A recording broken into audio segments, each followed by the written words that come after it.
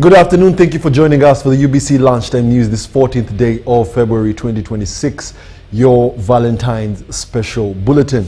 My name is Wadulo Arnold Mark, and it's going to be a 30 minutes long bulletin, so do sit tight. Let's give you the news in detail.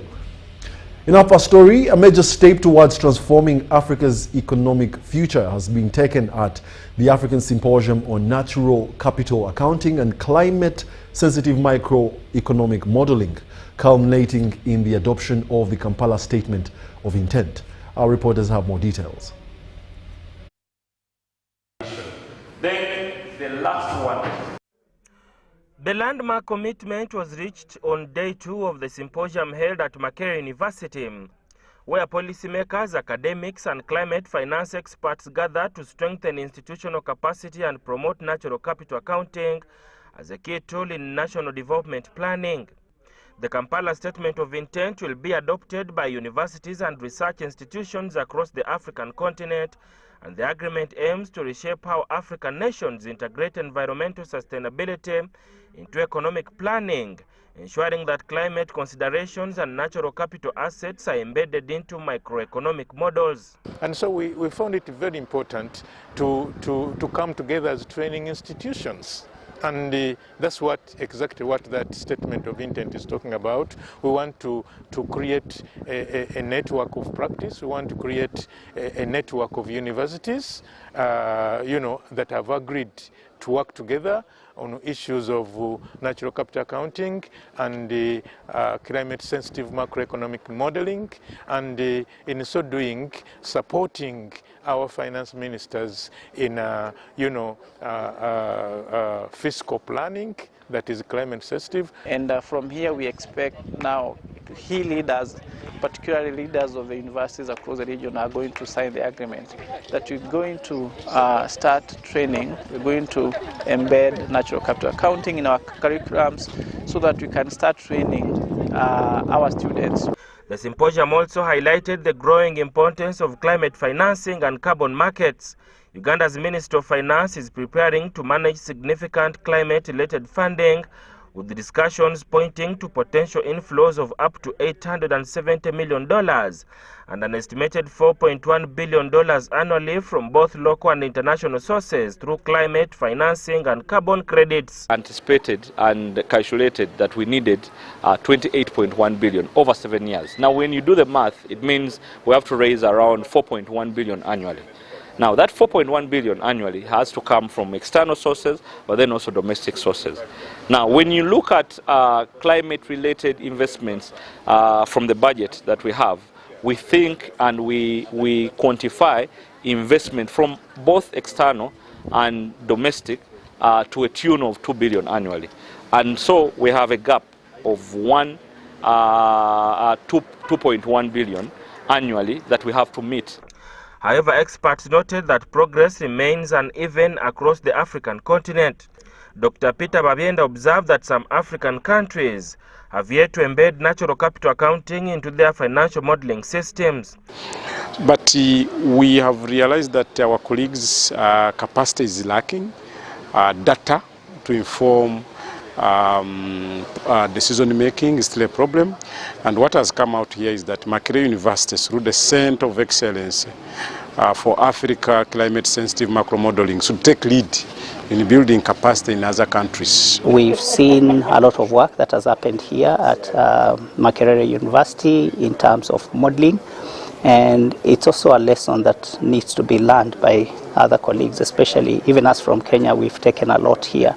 I think a lot has happened, and Uganda is taking the lead in this particular area. Sada Mubale, UBC News, Kampala. Civil society organizations advocating for the reduction of alcohol abuse in Uganda under the Uganda Alcohol Policy Alliance are calling on the 12th Parliament to prioritize the enactment of an alcohol control bill. They say that the proposed law will help address the increased challenges associated with excessive alcohol consumption across the country. This call was made during the presentation of a research report on alcohol consumption trends in Uganda.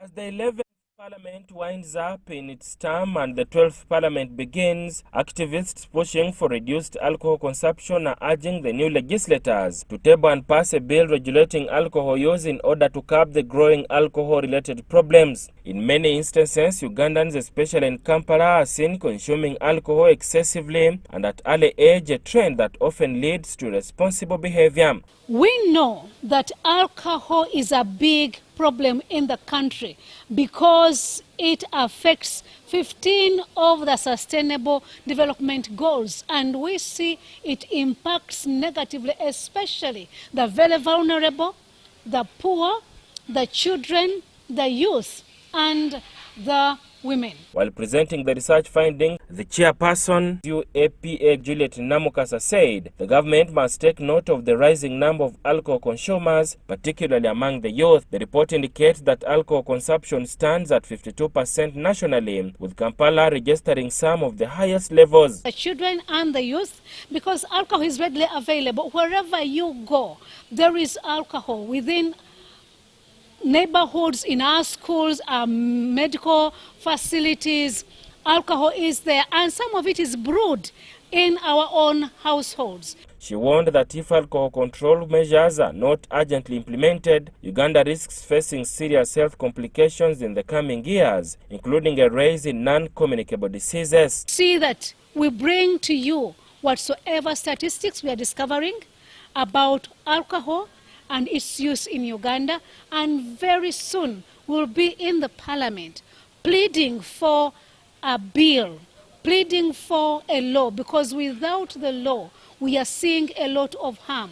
Non-communicable diseases are on the increase. Teenage pregnancy is on the increase. School dropout is on the increase. Bishop Andrew Lugorobi, a member of the Interreligious Council of Uganda, expressed concern that alcohol manufacturers and distributors face little accountability, yet their products are linked to violence, cancer and other health complications. He urged Ugandans to prioritize health and the well-being of their children before consuming alcohol. Religious leaders, we are looking at the burden, because when there is a burden in the community, it definitely shifts to the shoulders of the religious communities. That's why we are now looking for money to pay, looking for scholarships, looking after families, looking after torn families. We are fighting our level best to inculcate values into the children who have been abandoned, who are not nurtured. That's why we're looking at people who now grow up without any manner. The lead researcher, Kasiri Rogers, noted that alcohol consumption has significantly increased and called for stricter enforcement measures, emphasizing that many road accidents are caused by drunk driving. Informal and recorded alcohol, that alcohol which is produced behind homes, which is produced in the raw area.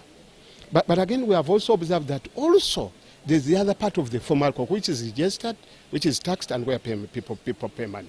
Now, our observation has been that there are patterns in terms of drinking. What we see in urban, but also in the rural area, there are big differences, because what we see in the rural area is more acute, it's more chronic. The report further reveals a sharp increase in alcohol consumption among young people, especially those transitioning into adulthood. It indicates that 75% of young people and women under the age of 30 are affected by alcohol-related health complications, a trend researchers describe as alarming. Mike Bakabulindi compiled the story. In a move to improve the livelihoods of women, youth and surrounding communities, the Wakiso District local government has embarked on major infrastructure development with the construction of new markets. The two projects, Wakiso Central Daily Market and Kawuku Market, will cost a total of 42 billion shillings. More details in this report. Wakiso District says in the forthcoming financial year 2025-2026, it will commence construction of the two modern markets as part of the efforts to boost household incomes and create decent trading spaces. The projects were confirmed during a contract signing ceremony between officials from the district and Scaffold Engineering and Construction Limited at the district headquarters.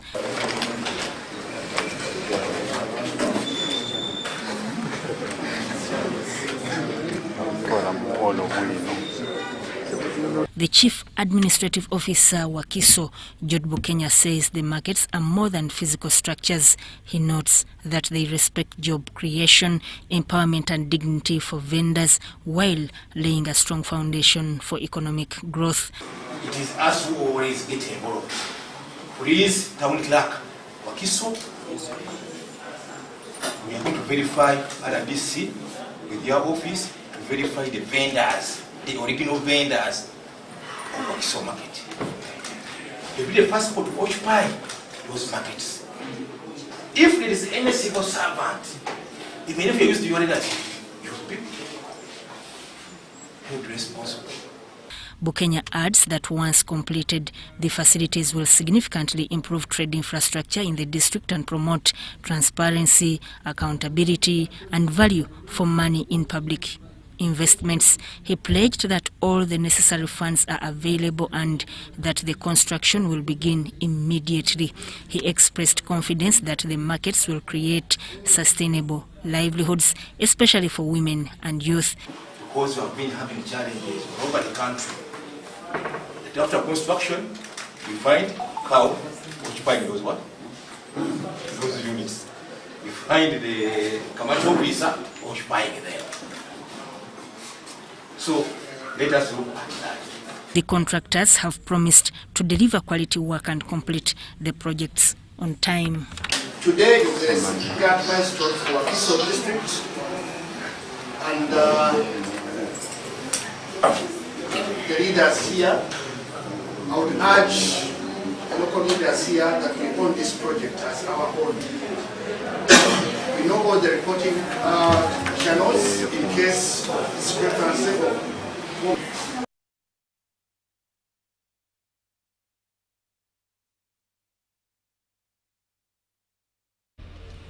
A delegation of 8 philanthropists from Sacramento in California is in the country to explore how vulnerable communities can use local resources within their surroundings to drive economic progress. The Americans, now on their 5th annual visit to Uganda, are led by Professor John Wallace. The trip is partially sponsored by the American Presbyterian Church. More details in this story. Sacramento Uganda Fellowship was formed in 2016 as a new worshiping community under the University Presbyterian Church, also known as Sila Vista Community Church. Sydney Mathis, the founding director of Eternal Generations Emerging, says the visit brings together partners committed to long-term community-led transformation. The overall goal of the programming is so that individuals are able to sustain themselves without depending on any other sources for their income, and really just to overall boost the economy. Participants held discussions on supporting vulnerable groups through agriculture entrepreneurship, finance and trade, special needs education and care for the elderly. The guest of honor, Kinkizi Member of Parliament-elect James Kaberuka, launched the Teen Savings Credit and Cooperative Organization with $2,000 as seed capital. That I have come here to meet all these dignitaries who started with one with $12 is touching many lives. I said God will always support those who support the vulnerable. Edwin Dungu, the founder of EDL Associates, noted that communities around the world improve their livelihoods more effectively when they work in groups rather than as individuals. How do we protect our environment? Or how do we care for the earth? Since this is where we all use the same space, which whether you were in Uganda, whether you were in the United States, we have to take care of the environment. The Sacramento Uganda Worship Delegation has since established a number of community projects in different parts of the country. For UBC News, I'm Sudat Kaye. After the release of the Uganda Certificate of Education results for 2025, visiting many schools will bring you jubilations of the performance from different schools from our country.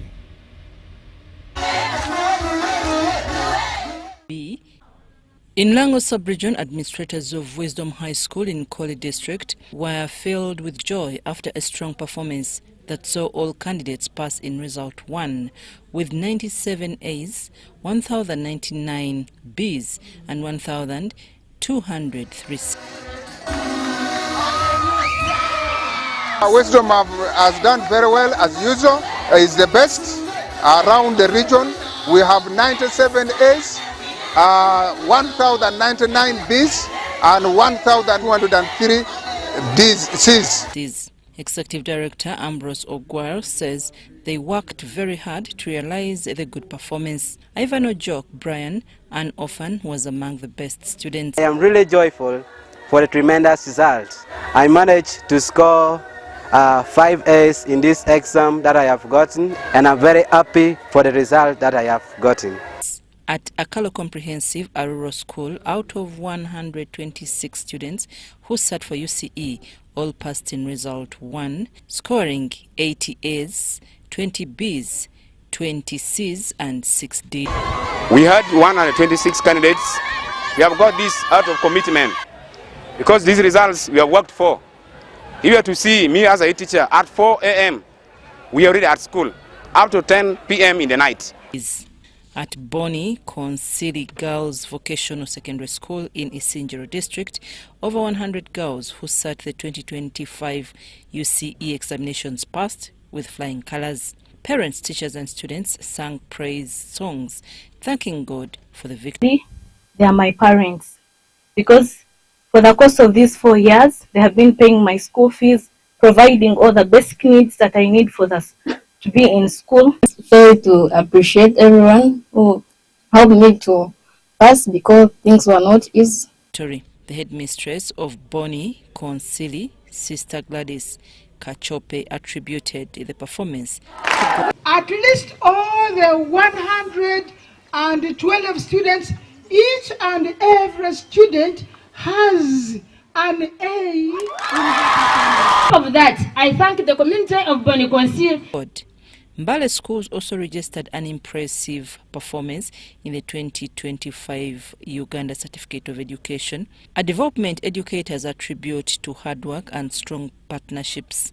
School administrators say the revised curriculum has strengthened learners' practical abilities and prepared them for self-reliance beyond the classroom. At Mbale Progressive Boarding School, Deputy Head Teacher Alice Lamwaka said more than 480 candidates sat the examinations, with over 300 attaining. We sat 439 candidates and over 310 got A's. Our children were able to gain a lot of skills. They had a lot of knowledge that is passed to them. I'm super excited for having conquered it. 5 A's and the rest were B's. Novmali High School administrators have credited this success to commitment from teachers, discipline among learners and close collaboration with parents. Subject where we have got all A's, that's the project work, we have ended with only A's. I'm telling you, the new curriculum is better than the old curriculum because the children we produce here, they are able to do their work. They have already put hands on, so they go out with the skills, not only knowledge. In Mukono and Buyikwe districts, educationists applauded government for its efforts in the hands-on curriculum. Bill Tom Sange of Julian High School, Lugazi, attributed their performance to God. I'm really very grateful to God for the good performance we got in our UCE. We had 150 students, and all of them passed in result 1. We really want to thank God so very much. We want to appreciate the teachers and the parents for their support. We get 185 A's, and I hope even this year, 2026, we are going to make it. Topista Nakalembe, head teacher, Mountain St. Henry's High School, Mukono, says they prepared their students well. Parents too celebrate the success of their children. To our senior 4 2025. We know some of them are going to come later on and we celebrate with them. And I also hope you will celebrate with them in peace as our brothers and sisters. Meanwhile, schools in Busoga have joined the rest of the country to celebrate excellence in the performance of UCE results. At Ginger Progressive Academy, over 700 candidates were able to get A's. In project work, 400. The Executive Director, Swaibi Kitezala, said the school is committed to produce able citizens for the country. Remember, they search 499 in the main center, and we are having 496 A's. At Lakeside SS in Masese, the school director, Hajat Ziada Chitezala, was also celebrating the exceptional performances. I would like to thank the administration, starting from the head teacher. Have done a very great work. I would like to thank the class teachers, the senior woman teacher. And thank God for made it able for me to do the best. We are still the best in the project work.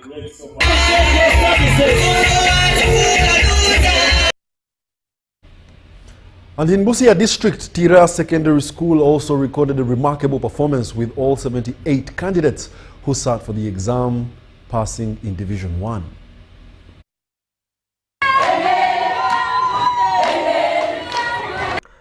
Joy has gripped learners, teachers and parents at Tira Secondary School in Busia following outstanding performance.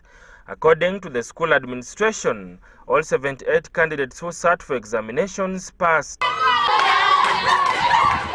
When you talk about the administration is exponentially organized. It is very organized in whatever they do, timely alignment of the activities. This year I am seeing so many A's in science subjects, implying that the staffing we have is competent enough to make them progress. The administrator said the results are a major milestone for the school and challenge to other schools in the district, including government-aided institutions. I know what is required. One, teachers. I've got competent teachers. They do their work competently. And when you look at them, I'm happy they are very cooperative teachers. School administrators attributed the success to discipline, commitment from teachers, and the hard work of the learners. About the competency-based learning, it is really helping the learners in a way that it is encouraging more of skills than the previous curriculum. So they come out of school while having skills that can help them out in the outside world. Learners praised their teachers and parents for their unwavering support throughout their academic journey, saying teamwork and encouragement played a key role in their success. They are supporting us and they encourage us to learn. And also the teachers, they are encouraging us, giving us some research, telling us to research very well. Well-equipped laboratory and library with surrounded community people who have been supportive towards our education.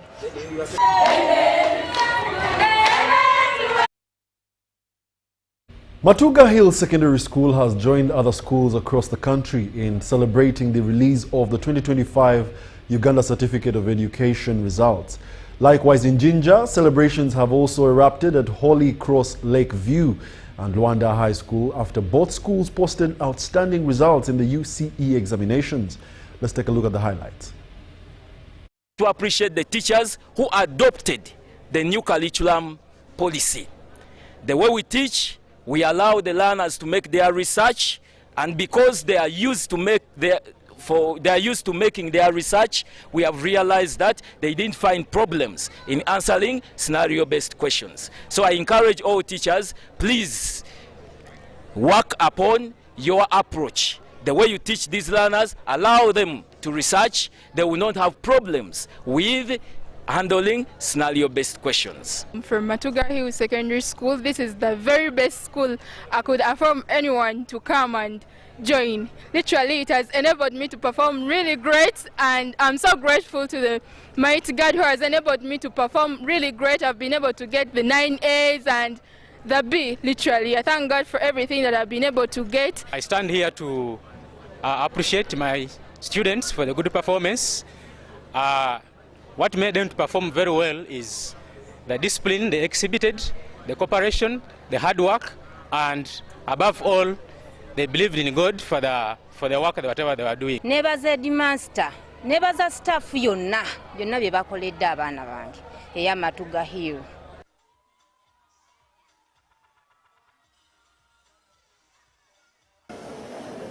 And I am pleased to inform you that we have our best student who has scored 8 A's in 8 subjects. That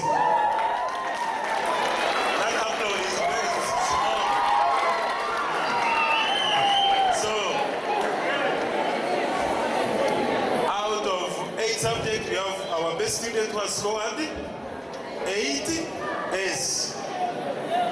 In second position, we have one student who has scored 7 A's out of 8 subjects, 1 B. We have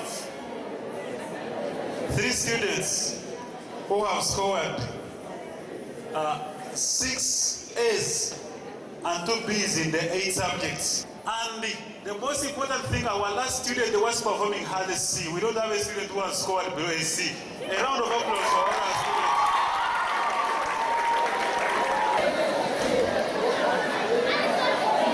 It is all joy and excitement here at Rwanda High School because all our candidates, 167 of them, have passed in result 1. Okay, still some of our parents are not certain of what it implies, but the implication is that all these children in result 1 can join A level. Somchara. Yes, Daddy. You know the children are going back to school and things are a bit tight. For now, why don't you take half of the fees to junior school, and for the school van contribution, we shall pay later. Daddy, why don't we pay using MTN Momo, where we stand a chance of winning school fees for a whole year and more? By the way, you can also apply for a school fees loan, and also participating schools can win a school van. That's right! Win school fees for a whole year and more. Get Momo goodies and a school van for participating schools. You can also apply for a school fees loan. Simply dial *165*80# or use the Momo app.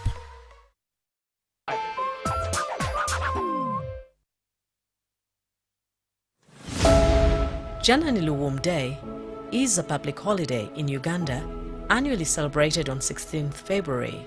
It marks the day in 1977 when former Archbishop of the Church of Uganda was martyred for his courageous stand against human rights abuses during Idi Amin's regime. The 49th commemoration of St. Janani Luwum Day will take place under the theme Anchored in Christ for Stability, Peace and Unity in Muchwini Sub-County, Kitgum District. Don't miss the live event on Monday 16th February 2026 on UBC TV. Somchara. Yes, Daddy. You know the children are going back to school and things are a bit tight. For now, why don't you take half of the fees to junior school, and for the school van contribution, we shall pay later. Daddy, why don't we pay using MTN Momo, where we stand a chance of winning school fees for a whole year and more? By the way, you can also apply for a school fees loan, and also participating schools can win a school van. That's right! Win school fees for a whole year and more. Get Momo goodies and a school van for participating schools. You can also apply for a school fees loan. Simply dial *165*80# or use the Momo app.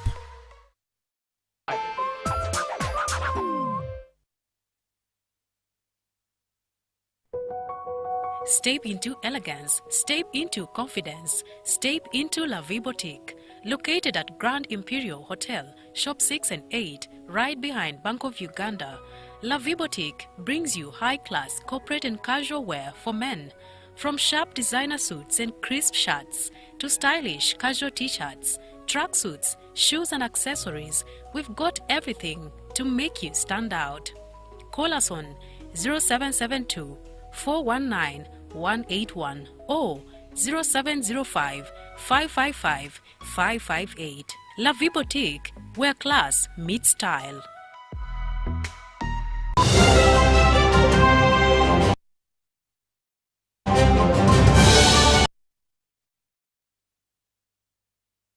Welcome back to Lunchtime News, broadcasting live from Nile Avenue.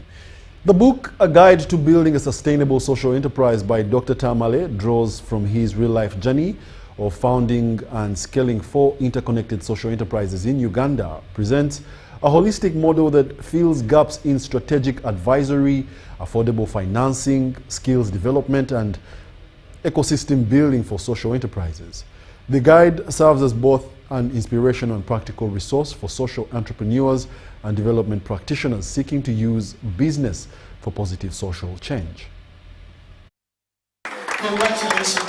The book chronicles Dr. Tamale's journey in founding and growing the 4 interconnected social enterprises: Capital Solutions Limited, the Social Investment Fund, E-Grade Skilling Hub, and the Safe Social Entrepreneurship Association in Uganda. We are celebrating the launch of the Guide on Building a Sustainable Social Enterprise, a book which I've written for 7 years, riding on my 20-year journey, working with the social enterprises, working in the social sector, and all my governance work. Today is a very exciting day because within this book, it's unraveling the power of social entrepreneurship to grow and scale economic development. I encourage all Ugandans to read this book because in it you will be able to see how social enterprises can grow the economy 3 times fold. We need to look at this book and unleash the power of social entrepreneurship. It's been a great event. Many people have come to learn from investors, change makers, entrepreneurs, and academia. These enterprises collectively tackle critical gaps in strategic advisory services, affordable financing, skills development, and ecosystem building, presenting a holistic model for nurturing successful social businesses. Each one of us can find something that is going to create social impact in this country. And instead of saying, government at Yambe, let's also support government to build this country into what we want it to be. The guide moves beyond the theory, sharing inspiring stories of entrepreneurs who have built resilient ventures despite resource constraints, regulatory hurdles, and social challenges like youth unemployment, limited access to finance, climate vulnerability, ethical gaps, and gender inequality. Sustainability is not a nice to have, it is a moral responsibility. If an enterprise depends entirely on goodwill or on donors, especially foreign donors, it is fragile, and fragile enterprises fail, and when they fail, they're actually failing the people they are meant to serve. Experts say the book could spark a new wave of sustainable social entrepreneurship in Uganda and beyond, empowering communities to address pressing socio-economic issues through innovative enterprise solutions. Robert Katamba reporting for UBC TV News in Kampala.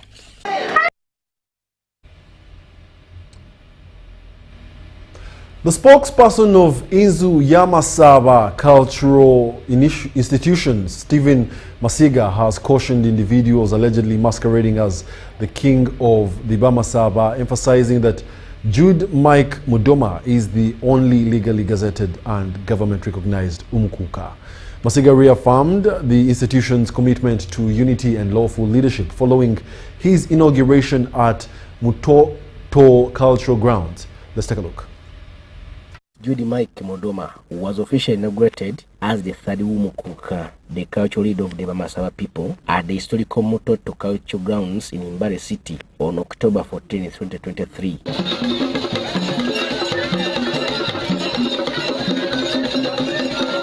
Modoma had earlier been gazetted and formally recognized by government in August 2023 following his election by clan leaders, marking the formal assumption of his duties as the head of the Inzu Yamasaba Cultural Institution. However, the spokesperson of the Bamasaba Cultural Institution has cautioned individuals allegedly masquerading as the king, emphasizing that there is already a legally gazetted and government-recognized Umukuka. The Bugisu Cultural Institution has a gazetted cultural leader who was gazetted by government. Gazetting a cultural leader is not for purposes of publicity, but it is a political and a legal function prescribed in the law. So it's not for merely that you are in the Gazette for the sake of it. It is a statutory requirement. Let me emphasize through UBC, it is a statutory requirement. It's one of those stages. If it is not done, then you are not. In an interview with UBC, Masiga said that a section of people within the Bagish community are attempting to destabilize the institution by spreading confusion and misinformation, yet the cultural institution reaffirmed its commitment to lawful leadership, unity and development for the benefit of all the Mamasaba people. Our concern as a cultural leader, we are issuing a warning to anybody who do masquerade, because anybody found masquerading as a cultural leader or as a president of this country, when there's an elected president and perhaps sworn in, and you claim you are one of them, then you will face the most severe sentence prescribed by the law. He urged the Mamasaba to remain calm, respect the established cultural structures, and disregard any self-proclaimed claimants. As they say, cultural institutions are restrained from doing politicking. But if we have requested for a university from the president, and he has said he has given us, if we have requested for tractors to our communities, clans, and he has given us, if we have requested for cows, and he has given us, why can't we talk to our people to vote in a more meaningful manner? Kenneth Tanaba compared this story for UBC News. And that brings us to the end of our UBC Lunchtime News this Valentine's Day. We really do hope you take this special time to, take your loved one out. And yeah, thank you for being a lovely audience. Have yourselves a good night, a good afternoon.